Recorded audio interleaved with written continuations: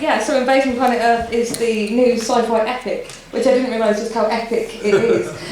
Set in Birmingham, starring city punk pop star Toyah Cox. And we have a surprise guest. Toyah is in the audience this evening. Simon's here to answer some questions about the film and tell us about your journey. I made a film, Written in Blood, in '96, and I got some money from a distributor, and it was low budget, but I had a chance to make a film, and it was great. And it sold all over the world, by the way, and it was relatively successful. I personally wasn't mad about it, but just getting anything off the ground, every time I started to get something going, it would collapse. I was put up for directing feature films, they would collapse, and life goes on, and you have kids, and you have trying to pay the mortgage, as we all do. And I just couldn't get it going, and I just hit a point in my late 40s, and I thought, I want to make this movie. That's all I really want to do is make. I wanted to make a movie since I was a kid, and I just found it very frustrating. Because obviously I was very rooted here. I had my lovely family that's sitting there. I wasn't going to move to Hollywood. You're Nuneaton based, aren't you? I'm Nuneaton. Why would I want to live in Nuneaton? For Hollywood. Anyway. So when you started with the idea, I know you said you had the idea in 1999. Was it a fully formed idea? No, it was. To be honest, it was 3 short stories actually, and I sort of combined them together. And I had one of those epiphany moments when because I had these sci-fi ideas, which ultimately became the zombie scene, the shears scene, and the shooting scene. I had this idea, and I was like, how can I get this to work? How can I turn this into a feature film? And then I went, they've been abducted by aliens! It was one of those moments. It suddenly all just fell into place from there. And then I thought I'd throw a bit of War of the Worlds as well. I can really see your influences. I don't know want to say anything about your influences, but it's quite sort of certainly the opening sequence is quite kitschy, but in the best possible way. If you like sci-fi, the references in that first sequence, so you're in. Really, it's very Buck Rogers, $6 Million Man, UFO. That was the kind of idea behind it. It's calling on all these.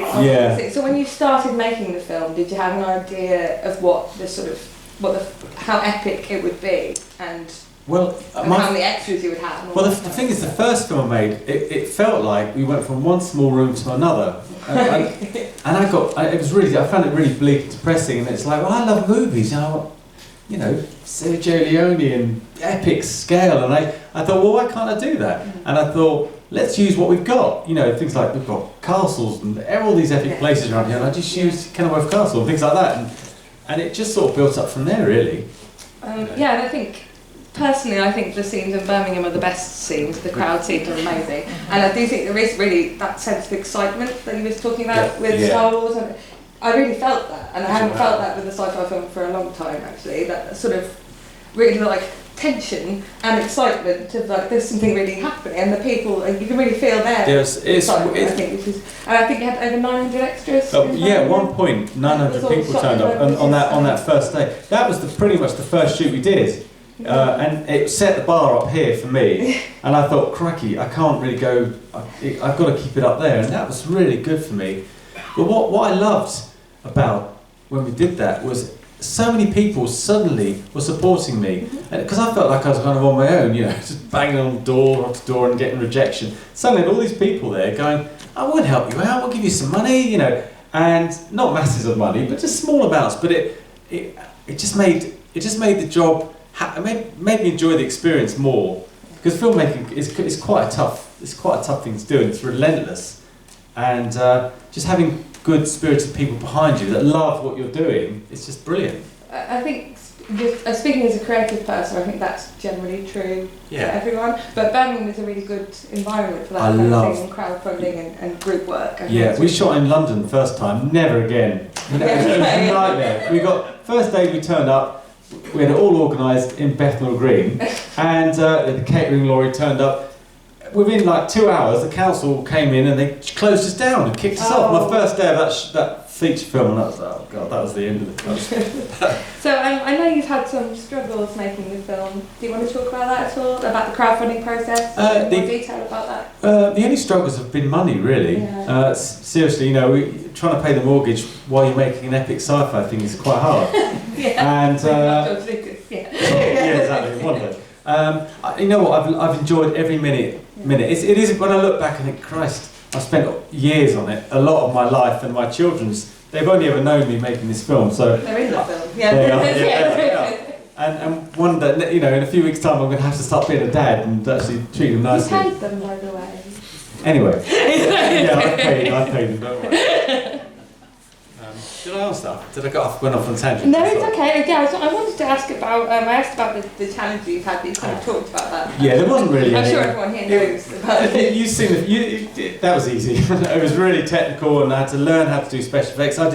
I didn't do all the special effects, but I did about 90% of them. Well, we saw you in your studio for a couple of moments. That was my garage. Yeah, and I know that. What was it like turning your studio into an international space station? Well, I didn't actually do it in that garage. I did it in a slightly bigger garage, but you know when something seems like a good idea at the time.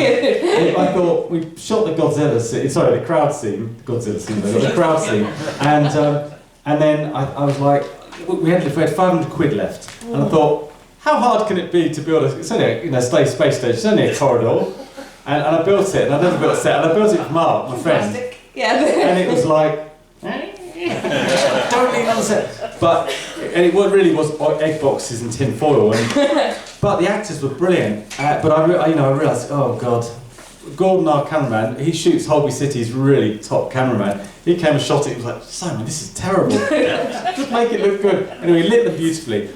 But a CGI guy came to me and said, look, have you got anything I can do for my show reel? So I said, well, I've got this space station, you see, and you couldn't look at that. And he took the shots away, and months later they came back and it was he turned it into the International Space Station. He cut them out basically, got rid of my set, and replaced it with the International Space Station, and I was so blown away. To be honest, all those space station interior scenes took about a year to do. It took them a year. But again, after reading about the film, I didn't expect it to look the way it did. I know, yeah. That's something to like. I mean the internal scenes as well, because that's so difficult getting all the technical. Yeah, the technical side of stuff. It's really subtle, I think. Well, you know, I know that, you know, I'm quite honest here, I know that's the weakest looking CGI scene in the movie, when he's on the front of the ship and the ship's blasting each other. But Angie and I cut down some trees in our back garden, and we took the branches and we put wheels, you know, ledges around them, and Angie's a model maker, used to work on Thomas Tank Engine, so she did all this lovely art on these trees. And Fred, my brother-in-law, came in, and Sue, they came in, and we spent Saturday nights painting these trees. And then we filmed them in a green screen studio, and I had to learn how to sort of composite and make it all look a bit 3D and stuff. But I was really pleased with it. I thought, well, I had a guy who was going to do it, and he was like, it was like 40 grand, and I was like, I don't have that. And I knew it would look better, but I thought, no, let's just do it and make it work. Well, I think you've got a truly independent sci-fi film, and I think it's one of a kind. It really is one of a kind. No, I mean that with absolute respect. Yeah, no, that's right. You've done something that I think a lot of people would not commit to, and I think it's truly remarkable. There's a level of insanity. You know, I'm slightly on the border there. And I guess before I invite Toyah up, if that's okay, I wanted to ask you if there's anything you would say to hopeful filmmakers in the Midlands and how to sort of, you know. Yeah, you know, I just follow your heart. That, you know, whenever I've not followed my heart. I think you've truly done that. Yeah, exactly. I've screwed up. I don't, you know, I've given this everything. Yeah. And that's the secret. It's persistence. Just keep going, and it's really some of the old cliches, but just follow your heart. That's so, you know, that works for me. And I mean, the crowdfunding thing is a really kind of, when you started doing that was a very new thing to do. So I'm assuming you didn't know whether that would work or. No, I didn't. But and you know what? It's hard. Crowdfunding isn't easy. But what I liked about crowdfunding was it was real money. I'd been going around the film industry and loads of conversations like, yeah, we'll get you 300 grand for that. Don't worry. Yeah, 2.5 million, no problem. Yeah, I'll speak to my accountant. We'll get back to you in the morning. I had years and years of following those little carrots of, he hasn't called me yet, but when he calls me, I'll get you the 2 million over. Okay. And I had so much of that kind of conversations. I thought, that they are destroying me. They're just destroying me. They're just... Well, artistically as well. Yeah, just kill shit. So whereas someone says, I'll give you 20 quid, and I think, well, okay, well, that's real money, and I can build a bit of set with that. Yeah, and they're engaged, you know, and I brought everybody in. I mean, I don't know if Archie's here, but Archie came and helped build our terrible space station Well, the set. turnout tonight was brilliant, and it is all. Yeah. I can feel the sort of energy around the film, which is, I think, is really wonderful. Oh, thank you. I think you've got some really unique, actually.